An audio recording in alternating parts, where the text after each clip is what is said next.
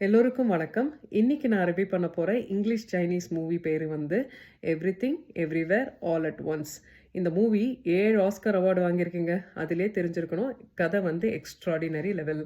இதோட one liner message என்னன்னா, ஒரு உறவு எவ்வளோ கடுமையாகவும், கடுப்பாகவும் இருந்தாலும் மன்னிச்சு விட்டுருங்க.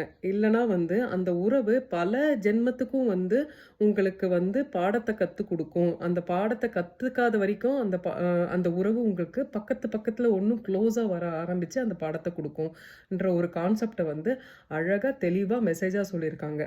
டைரக்டர் வந்து கண்டிப்பா ஹை லெவல் ஸ்பிரிச்சுவல் பெர்சன் தான் நான் நினைக்கிறேன். ஏன்னா, ஒரு ஆத்மா வந்து ஒரேடியா வந்து மனிதனா பொறக்கிறது கிடையாது. அது வந்து mineral kingdom, plant kingdom, animal kingdom, அதுக்கப்புறம் தான் ஹியூமன் கிங்டமா வந்து பொறக்குது அப்படின்ற கான்செப்ட் வந்து சொல்லியிருக்காரு. இதுலேருந்து என்ன தெரியுது?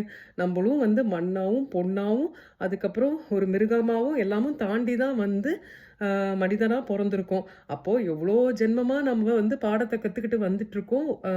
அதுக்கு மாரி லைஃப் வந்து திருப்பி திருப்பி நம்ம வந்துட்டுருக்கோன்ற ஒரு கான்செப்ட்ட வந்து இந்த படத்து மூலியமா எனக்கு புரிஞ்சது. நீங்க கண்டிப்பா இந்த படத்த பாருங்க. இந்த வீடியோ உங்களுக்கு புடிச்சிருந்தா லைக் அண்ட் ஷேர் பண்ணுங்க. Thank you. பை.